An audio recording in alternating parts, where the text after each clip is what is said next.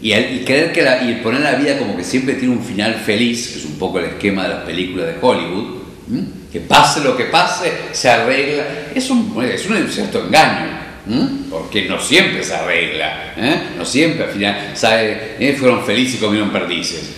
Entonces digo, el mal, y mucho del mal es propio del hombre. Sin embargo, la totalidad de la realidad de lo que es el pecado, vuelvo a decir que no es totalmente comprensible, porque el mal, repito, es lo más incomprensible. Además, son solo los actos que hacemos mal. Pecados no son solamente errores, porque entra la voluntad. Y es oscuro, porque el hombre hace lo malo, si está hecho para hacer el bien. Incluso a veces hacemos el mal casi gratuitamente. San Agustín, eso tiene una gran extensión para cómo la libertad se manifiesta en querer el mal, a veces por él mismo, por fastidiar, ¿no? por el gusto de hacer el mal. Así que hay lo que llama la escritura, la expresión, un misterio de iniquidad, una oscuridad, porque el hombre, siendo imagen y semejanza de Dios, creado para el bien, no solamente hace males, sino que a veces es malo, se convierte en malo. Además, el pecado de Dios tiene una situación social, influimos unos en otros. A veces, y todos lo hemos experimentado, creo yo, sobre todo cuando son chicos, como a veces uno no puede ser bueno porque un poco la patota tiende, ¿no? Queda en ridículo. Tiene que defender, los otros insultan, tiene que insultar. Así que hay, porque no en el niño, no hablemos en los adultos, ¿no? En todas las patrañas. Así que hay un mal social. El pecado como que parecía que se enseñoría de la sociedad, ¿no? Se defienden las mayores mentiras. No quiero, pero voy a poner el ejemplo. Que se aborte es un mal. Ahora, que se diga que es un bien matar a un niño, no tiene vuelta. Que digamos que no sabemos qué hacer, puede ser, que tengamos un conflicto de intereses, pero que se diga que no pase nada y que se vuelva un derecho, es como el pecado. Por eso la escritura habla de tiniebla, esclavitud. O sea, es un fenómeno mucho más que a veces la bromita que el demonio con un tridente y un pinchacito. Es una maraña. Después digo cómo se hace socialmente. Hubo también decía entrar en política un pecado como fue la guerra de Irak. Se dijo que era porque Saddam Hussein tenía armas de destrucción masiva y se sabía que no tenía y se hizo toda una guerra. Más allá de lo bueno o malo, no interesa nada, con un pueblo que todavía no ha salido de esa guerra, ¿no? Y se gastó. En el fondo era para poder, por meterse allí y después con sus propias empresas pagar a las empresas para que reconstruyeran. Un negocio. Yo hago la guerra con un título, después yo ahora soy bueno y esa plata sale de otras partes. Así que dije, y no es por hablar de los norteamericanos. En ellos se manifiestan porque son poderosos. Y nosotros se manifiestan chiquitos. Todos los engaños, mentiras, robos que hacemos. El pecado, pues, es como una complejidad enorme que no sale de la voluntad de Dios. Número 385, Dios es infinitamente bueno y todas sus obras son buenas. Sin embargo, nadie escapa a la experiencia del sufrimiento, a los males de la naturaleza y sobre todo a la cuestión del mal moral. ¿De dónde viene el mal? Y dice, ahí tiene una cita de San Agustín, de las Confesiones: buscaba el origen del mal y no encontraba solución. Repito que muchas de la filosofía de las búsquedas, por poner uno, Freud, es mucho más que un psiquiatra, un psicólogo, que es una teoría, es una filosofía. En el fondo, todos los males vienen por un desarreglo de la sexualidad que proviene de un desarreglo de las relaciones o de las atracciones afectivo-sexuales filiales, materno-paternas. Estoy simplificando, pero es un esquema. Entonces, de tal modo que la teoría es que si no hubiera nada que reprimiera lo sexual, seríamos todos felices y no habría mal. Ya está comprobada, es una falsedad y está comprobado que no es así, pero digo que sí, que son falsas soluciones al problema del mal. la teoría marxista también, es que todos los males, no algunos males, que vienen de la injusticia social, todo el mal viene de las relaciones de dependencia del capital y el trabajo. Si se llegara a una sociedad en la cual no hubiera ningún tipo de explotación del hombre por el hombre, no habría ningún mal, ni siquiera habría, bueno, no entro con la muerte porque no sé cómo la va a sacar, igual, pero además son utopías, son ideologías, pero queriendo responder al mal, de dónde viene el mal y cómo salvar de él de un modo ideológico. Fíjense que el nombre de estas dos que son de las grandes modernas, que tienen como todo algunos puntos de verdad, pues eso no entraría, ¿no? Hay relaciones de explotación y injusticia, hay relaciones, digamos, complejos psíquicos y de origen sexual, pero al hacerlo total ha hecho una destrucción de la familia, de la libertad, de una cantidad de cosas, ¿no? Así que la pregunta es: ¿de dónde viene el mal? Y Agustín tuvo su propia búsqueda dolorosa, es un camino larguísimo por la cantidad de filosofías, pasando por los maniqueos, los escépticos, etc., hasta para buscar la respuesta al mal. Porque el misterio de la iniquidad, que yo les hablaba, pues eso es una complejidad tan enorme, el mal moral, solo se esclarece a la luz del misterio de la piedad. La última comprensión del mal es la cruz de Cristo, porque el mal, no es simplemente una equivocación, es rechazar a Dios. Por eso la malicia del mal se ve en la crucifixión. Pero también la última respuesta es la cruz de Cristo, pues el misterio de la piedad. Dios padece nuestro rechazo, nuestro pecado. Por eso la noción de pecado como tal es una noción religiosa, porque supone no solamente el desorden moral, que va contra una cierta regla moral o que hace un daño al otro, sino supone también la rebeldía contra Dios y de algún modo el odio a Dios. Dios me molesta, yo lo quiero sacar, porque yo quiero hacer esto. Siempre yo tengo que de algún modo, como somos cristianos, cuando yo peco, lo hago medio solapadamente. Porque como tal tengo que ocultar a Dios, sacarlo del medio y justificar. Así que la hondura del mal moral, el del pecado, no todo su pero la totalidad se ve en la cruz de Cristo, se revela en matar el amor de Dios, a Dios que nos ama en la carne. Y la hondura de la última respuesta es que Dios padece eso, nos ama más. Dios que no puede padecer nada porque es perfecto, sin embargo en la carne padece y asume y nos perdona. Bueno, pues la revelación del amor divino en Cristo ha manifestado a la vez la extensión del mal y la sobreabundancia de la gracia. Fíjese que una cultura que se llama post-cristiana, o sea, no es, la cultura en la que nosotros estamos no es neutra y, digamos, ingenuamente atea como podía ser antes de Jesucristo. Como mucho yo puse los griegos y los romanos, que tenían unos diosesitos. La cultura tiene que rechazar la noción de pecado y rechazar la noción de gracia. Y por eso en nuestra cultura no hay pecado, hay errores, hay cosas que están mal, pero no la hondura que es del pecado, que es el rechazo de Dios. Y por lo tanto que la única salvación no es la justicia humana ni el psiquiatra, esos niveles, no digo que estén mal, sino que la última salvación es el perdón de Dios. Bueno, dentro del tema de la caída dice: donde abundó el pecado, sobreabundó la gracia. Nosotros podemos, los cristianos, mirar la hondura del pecado porque sabemos que hay perdón. Eso pasa aún entre nosotros. Yo puedo reconocer, yo estuve mal con alguien y yo puedo reconocerle si al menos espero que me perdone. Si no, no puedo ni abrir la boca.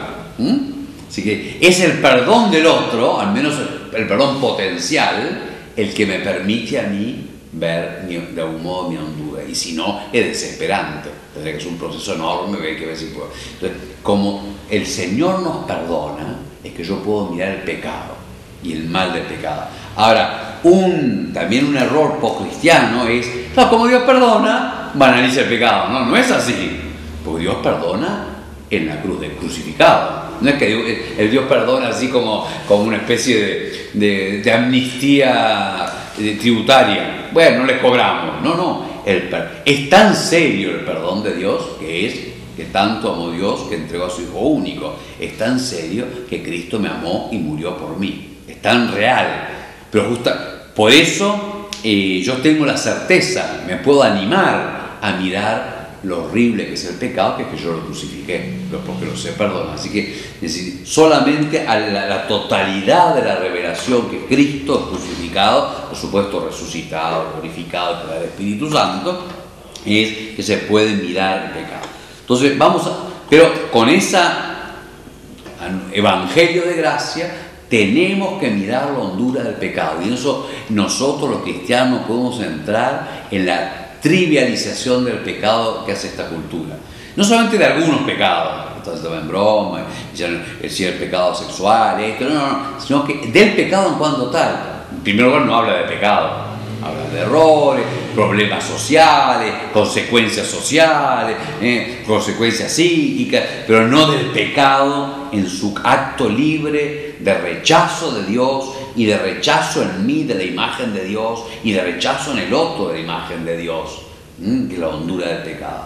Entonces, ya lo decía Pío XII, como drama de la cultura moderna, la pérdida del sentido del pecado, porque así mismo tiempo hace perder el sentido de la gracia, del perdón y del favor de Dios.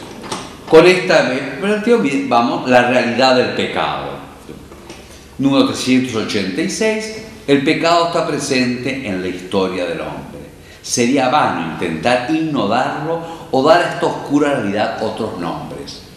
Son errores, a veces se habla de costos sociales, y mientras tiramos unos cuantos. No, es pecado, es una oscuridad horrible, es de la libertad, de lo que hace el hombre, de lo que hacemos en común, de lo que también nos hacemos padecer.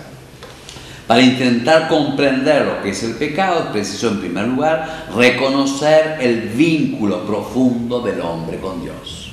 Que el hombre es estructuralmente relación con Dios. Porque partimos del principio, es capaz de Dios y Dios lo llama.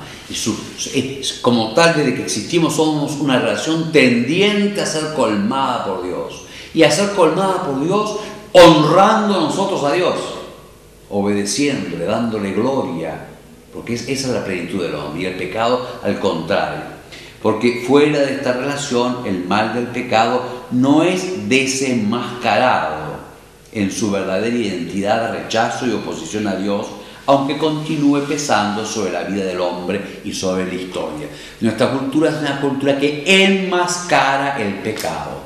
Habla de algunos, hay muchos que lo sacan ya, y realmente hace una trivialidad de una cantidad de cosas y saca, con lo cual trivializar, por ejemplo, en el orden de la sexualidad, trivializa para sacar que todo da lo mismo, con tal que le guste, que le placer, que lo sienta, que tenga sus sueños, que de tal modo que trivializa la misma sexualidad.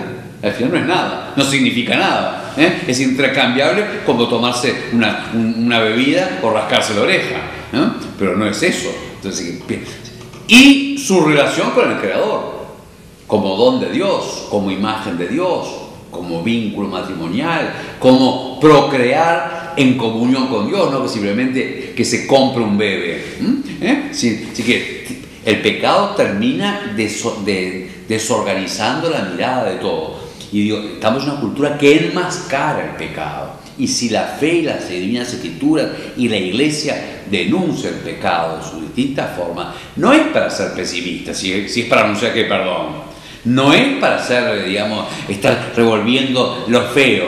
No, es para anunciar el perdón y también la conversión y el ejercicio para restaurar la verdadera imagen del hombre. Porque no es bueno para que el que tiene toda la cicatriz y que se puede, arreglar, no importa, da lo mismo que te quedes con toda la cara fea, ¿no? Si se puede arreglar, y así con otras cosas, ¿no?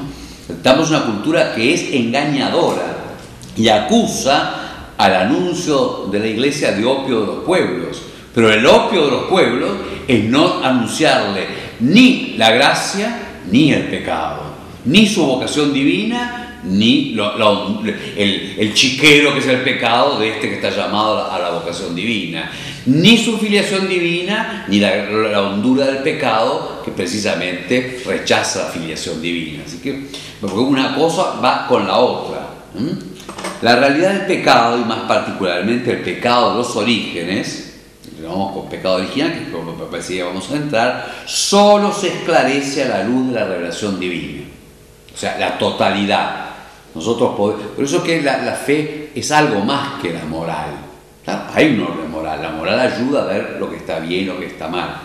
Pero la hondura y ayuda, y es una cierta moral natural, y nos sirve también para hablar con el no creyente. Porque tiene una razón la moral, ¿no? Empezando de que hay que hacer el bien y evitar el mal, de que respetar la vida ajena, etc. Pero no son solamente reglas morales, porque el hombre es relacional y visceralmente relacional con Dios y llamado a ser hijo, y por lo tanto el pecado es ruptura de esa relación, y es el rechazo del Padre, y gran parte también del rechazo de la Iglesia que vivió, que siempre se vivió, no es para llorar mucho, ¿no? Es porque anuncia esta realidad, esta hondura, y molesta, ¿no? No nos excusa de los que nos critican por nuestros pecados y las cosas que hacemos mal, ¿eh? No es para justificarnos, pero sí también para saber discernir parte del rechazo. Bueno, porque sí, este padre hizo esto mal, este cristiano hizo esto mal, y nosotros estamos en estado penitencial. Pero lo que molesta de fondo es que la Iglesia diga esto es bueno y esto es malo, y el hombre está hecho para Dios. Y si le sacan eso, y hay pecado, y el pecado no lo puede arreglar ningún remedio, ninguna mutualista, ningún dinero, ni ningún poder estatal, solamente el perdón de Dios y la gracia del Espíritu Santo. Y eso tenemos que tener la valentía de vivirlo y de tener esa cultura, si lo pensamos como los paganos, y además de anunciar. 387, la realidad del pecado, y más particularmente el pecado de los orígenes, solo se esclarece a la luz de la revelación divina.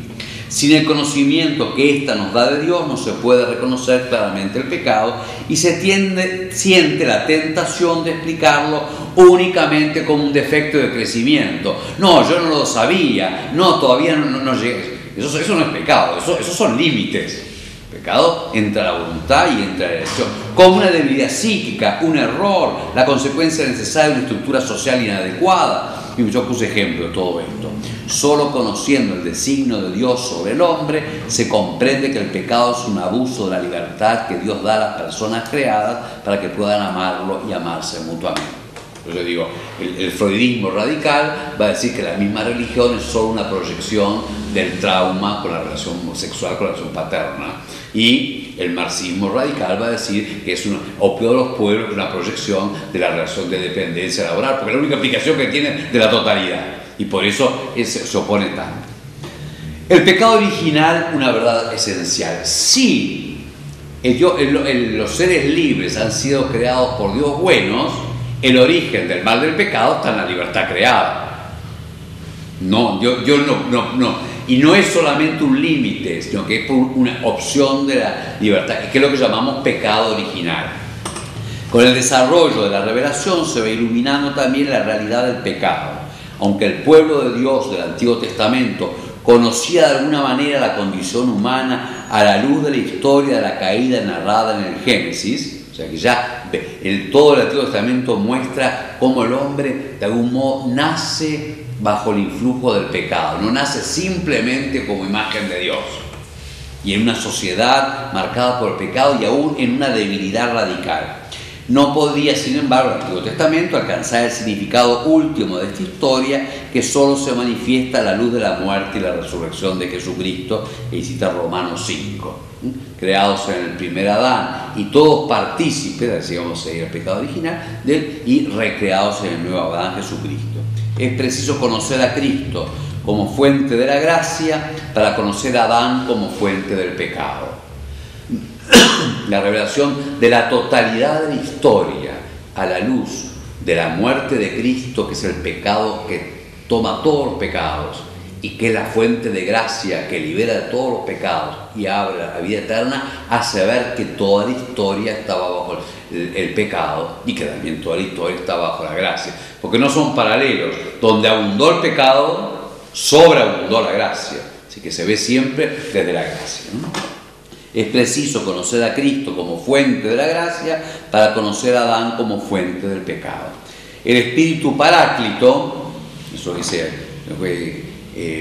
Jesús en el sermón de la cena, el Espíritu que está al lado y habla, es el abogado, es el que enseña, es el consejero, es el que hace el testigo, enviado por Cristo resucitado, es quien vino a convencer al mundo en lo referente al pecado. Una cita de Jesús, porque el que muestra ante la cruz de Cristo, que es la acusación de que Jesús miente, se hace Dios y por eso justamente es condenado, y ese, el Espíritu Santo da la vuelta, es una justicia porque se va al Padre, su muerte, su Pascua, porque el pecado es negarlo a Él, y porque el príncipe de este mundo está condenado, estamos liberados por Cristo. El que nos hace leer así la muerte de Cristo es el Espíritu Santo. Entonces, que de verdad esa muerte es el mayor pecado, porque la injusticia es la vida, porque Él va al Padre. La muerte, el pecado es no reconocerlo y nos libera del príncipe de este mundo.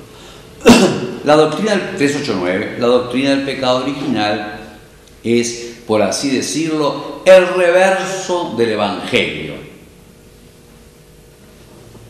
El Evangelio, ahí traduce buena noticia porque me gusta traducir Evangelio como es. El Evangelio es el anuncio eficaz y la sentencia de liberación y de perdón y de gracia, por eso que es más que una buena noticia. Y bueno, el reverso es que necesitamos ser salvados. Si se trivializa el pecado, también se trivializa la gracia. Si aquí la persona me debe 3 millones de pesos y ahora resulta que no eran pesos uruguayos, sino que eran, no sé, unos pesos que valen 3 millones es $1, y el perdón que me perdonó la deuda, yo era de 3 millones de pesos. No, es de $1. Así que trivializa el perdón, trivializa la necesidad de la cruz. Por eso la importancia en la catequesis, aunque sea difícil, que tiene que entrar el pecado original. O sea que el que somos una humanidad creada por Dios, pero marcada